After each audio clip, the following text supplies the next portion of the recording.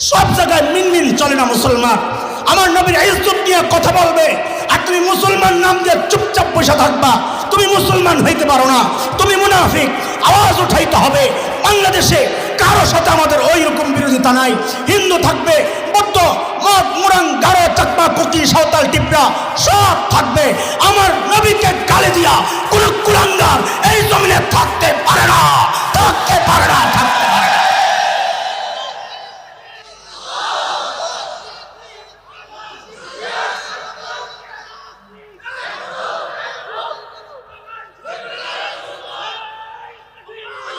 চান ওইটা শোনাইতিস।